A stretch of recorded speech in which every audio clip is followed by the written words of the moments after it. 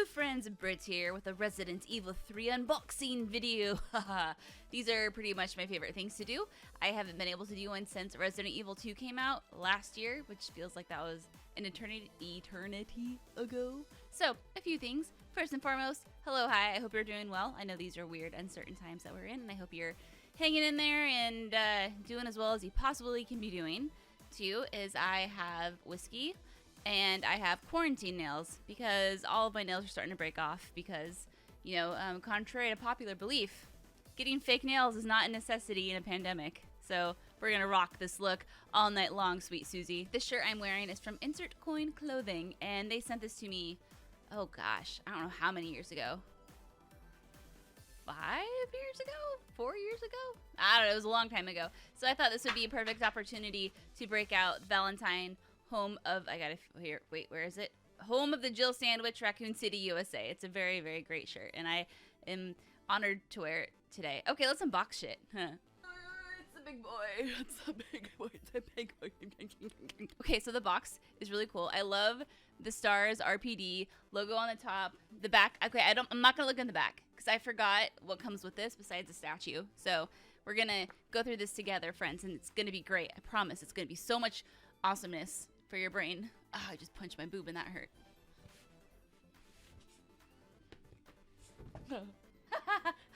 This is so cool. I just want to leave it like this. I think I'm going to leave it like this in a corner of my room.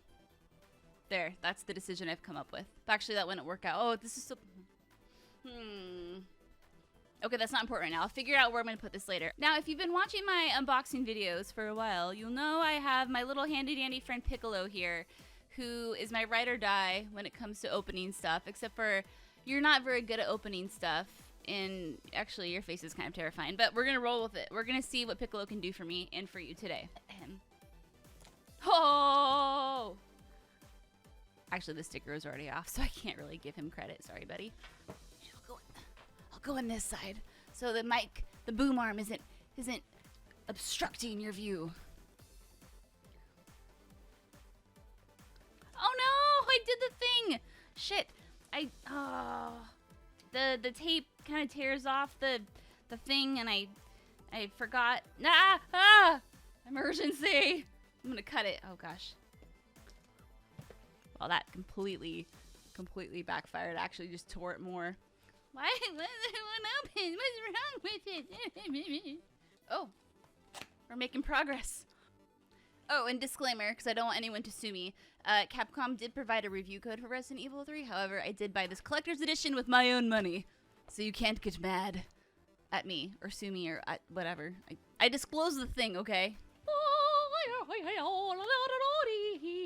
That's my celebration song. Okay, here we have the game, Resident Evil 3 for Xbox One.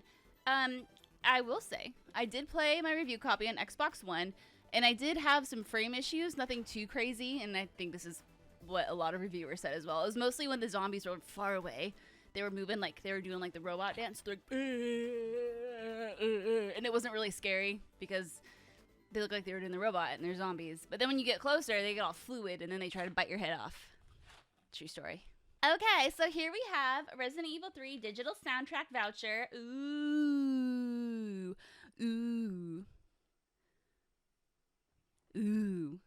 Man, some of those songs in Resident Evil 3, especially at that one, don't worry, I'm not going to spoil anything, but especially at that one part where that one dude has that thing happen to him, and then the music starts playing. Oh, God, you know what I'm talking about. And here we have the map. I'm really excited about this. Is this the map that's in Jill's apartment? Jill has a map in her apartment, yeah? Oh, that's a big map. Look how big that map is. Oh, I could look at this thing all damn day. Oh, it's the advertisements. Wow, I just said advertisements instead of ads. God, I'm old. This is so cool. I can get coupons for chicken and beans. 9-cent beans. Oh, that's so cool. I'm totally going to frame this, and I got to find somewhere to put it. Oh, it smells like fishing bait. Cheers. I think that's the most excited I've ever been over a map. Oh, next we have. Can you see it? Okay. We're going on this journey together, friends. Because I told you, I forgot what this has. Ooh, it says, I gotta get used to talking into this mic when I'm doing this video. It says Project N. Notice this file contains highly classified information. The distribution or duplication of its contents is strictly prohibited and is not to be removed from the facility's premises. This file is not to be read without direct authorization. The material in the file is based on reports from and documents procured by Nikolai. Nikolai. Look. Oh, that's resistant stuff. Okay, cool. Where do I put it? It's the little things in life. You know, it really is. Okay, what else we got? Is this where Baby Jill statue comes into play? Let's see. Yes, it is.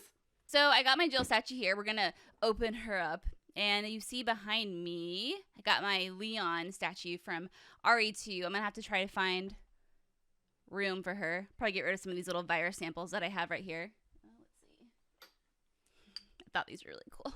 This is the T virus, antivirus, and this says this is the G virus. I don't know if these are true to lore in terms of color or liquid consistency, but they're still just kind of like fun little things to have. Fun little things to have on the old shelf. Ookly dookly, we're going to open up one Jill Valentine. Change my microphone. It's hard when you have a microphone that only stays in one direction, because I'm so used to moving around during these videos. Oh, it's another hard box. Oh, no. Yeah. So I haven't seen too many photos of the statue. So I'm wondering what she's going to look like. Is she going to look slightly dead in the eyes? Is she going to look not dead in the eyes, alive in the eyes? And yes, I'm just trying to stall because I can't fucking get this box open because my nails are all fucked. Oh, God. Why? Oh, there you go. You just gotta put your thumb in it sometimes. Oh, I just ripped the box. No, I didn't. I did it. Oh, yes, I totally ripped the box. Come to me, Jill. Come to me. Tell me how pretty you are. There's your backside. It looks great. It kind of looks like she's holding, like, if she had a wiener, she'd be, yeah. One of these days I'll grow up. Come to me, my sweetest Jill. Something. I think I have a knife in here, and I do have a knife in here. Look at me being all prepared. Don't worry, children. No one has to die today. You know, I like to think of myself as an adult. But at the age of 30, how old am I? Am I 31 or 32? 31. I'm about to be 32. Jesus. My family still doesn't like it when I use knives. Understandable. She looks good. Sorry, that probably wasn't a very... What? Can I get some light going? Yeah, I mean, she looks good. Her body, her butt, her boobs. I think everything looks okay. I mean, these faces are always so hard to nail, but I think definitely... Oh, God. It's kind of... It's like... She looks terrified, doesn't she? Like... She looks like she's seen some shit. In her defense, she has seen a lot of shit. I think that's just a weird angle. Yeah, I don't know. Either way, like, baby girl looks good. Look at that hiney. It's a good hiney. She feels nice. Like, the detail with, like, the texture of the tank top. Okay, let's put something in her arms. It looks like she's just, like, you know, waiting for something to go in there. Okay, so we're going to... This is a puzzle. There we go. Stick your boot foot in the hole. What? Why is this so difficult? Definitely a Britt issue. Jill's a little stiff in the old leg-a-roonies. I think she has some rigor mortis going on, so I'm gonna have to kind of to persuade her here. Ha! Shove it in there. Oh no. Oh no. Did I just break something? I swear I just saw something like fall off. That's okay. Oh. You know what? That's good enough. Okay, ladies and gentlemen. I present to you one Jill Valentine. She looks beautiful. She looks snazzy. I'm into it. Again, I'm loving the detail with like the jeans and stuff. I'm not a professional statue appraiser or whatnot, but I will say she looks great. I'm excited. I dig it. I'm into it. All right. I gotta find somewhere to put her. Actually, I am getting some new shelves in here, so I might just wait. Or I have another Resident Evil shrine behind. Hold on. Let me see. Oh, God. Okay, no judgment, because the floor is really messy. So you can see all my Resident Evil 7 stuff. But there's my new desk. There's parts of it anyway. Parts of it. But I'm missing a part. Yeah, I'm missing a part, so I can't put it together just yet. But there. Totally off-centered, but that's okay, because I'm done now. Well, there you have it. There's the Resident Evil 3 Collector's Edition unboxing video with one handsome and beautiful Jill Valentine statue included, as well as the map and a book that I'm going to look at. The one thing I still would love to see in a Resident Evil Collector's Edition that would come here to the States would be, actually, I don't know when we would get this now. I think it was the European Collector's Edition for RE2 that got all the emblem keys, like the heart, the spade, the diamond, and whatnot, and we didn't get that, and I'm kind of sad about it. But that's okay. I'm just thankful to have what I have. Well, friends, I still have some whiskey here. So why don't we talk about Resident Evil 3 in a spoilerific fashion? So, ladies and gentlemen, if you have not finished Resident Evil 3 Remake, I suggest that you get the fuck out of here, because we're going to spoil some shit. Just briefly. But nonetheless, we're going to spoil some shit. So if you don't want to know what happens, if you don't want to know what the fate is of Raccoon City, or of some of the characters, time to say goodbye. Thanks for watching. You're not watching this anymore. You're probably long gone. Okay, they're gone, so now we can talk about Resident Evil 3. Okay, so first of all, I got to clear my throat. Let's talk about Resident Evil 3. So as I've talked about on the show and I've talked about on social media, I think Resident Evil 3 was a great survival horror game. I loved the scramble for items. I loved how tense certain parts of the game were, especially the hospital when you're playing as Carlos. Dude, I was playing that and my eyes just started like watering, because that happens when I'm scared, and it was so tense. I love how the characters have been expanded upon, you know, specifically Jill and Carlos, and I really like Nikolai. He's an asshole, but I think he was really well written, and he was very charismatic in his own fucked up way. I think Mikhail had some great moments. I would love to have seen more of him, but alas, he was destined to become a smoky, I was going to say smoky pierogi. Excuse me, because, you know, there's the thing that says Mikhail's pierogi. Is it pierogi? Is it pierogi? Mikhail's pierogies? Or am I making that up? It's pierogies, right? If I say pierogi one more time. Mikhail's pierogies. Yes, it is pierogies. Okay. He was destined to become a crispy pierogi in his attempt to save everyone from the nemesis. Okay. But I think I overhyped myself. And what I mean is I think in some pre-release interviews with some of the staff at Capcom, it sounded like we were going to be getting some expanded storylines or some expanded deets on some characters like Dario Russo. Is it Dario or Dario? I always say Dario, but then I think it's Dario, like Daria. Remember Daria? Yeah. And Brad Vickers. And I think in the end, we didn't really get to see much more. Actually, I think we saw less of them than we did in the original game, you know, with Mr. What is that thing called that Dario's in, that he like hunkers down in? It has a name. It's like that empty, oh, what the fuck? Okay, it's Dario, and I know that because I just watched a clip. Anywho, it's a container in the warehouse, and that's a container. I don't know why I was struggling to fucking find the word container. Anywho, so the first and last we see of Dario is that he locks himself in a container, and then you cannot go back inside the warehouse to check on him later like you could in the original Resident Evil 3. And with Brad Vickers, I mean, granted, I think he has this redemption moment, kind of, where he's like, oh no, I got bits. You know how this ends. Run, Drill. And then she runs, and then that's that. And, you know, we do see, I guess the revelation with Brad is that he does get Marvin, and that's kind of like a big moment. I thought that was crazy, and he fucking said sorry. Brad said sorry, which is also bizarre, because how did he say sorry if he's a zombie when he had been infected by that point for like, what, 6 hours? But then again, it's thought that maybe some STARS member has some resistance to it, to the virus. I don't know, my mind is just like going. Okay, so characters for the most part, I'm very pleased with Jill, Carlos, Mikhail, Nikolai, and Tyrell. Like, cool. Brad, Dario, kind of like, meh, but whatever. I think my biggest slice of beef with Resident Evil 3 Remake is just the lack of new locations to explore. And what I mean by that is, think about like when you're in the city, it would have been really cool if we'd had extra spots to look at besides the pharmacy, besides that little convenience store. And I think there was one apartment that we actually had to go through to proceed with the game, but it was cool to kind of get like the inside look of an apartment. But other than that, you know, there was really nothing. You know, I mean, Moon's Donuts was also great. Don't get me wrong. But in this, obviously, like the substation. So, like, okay, let me rephrase that.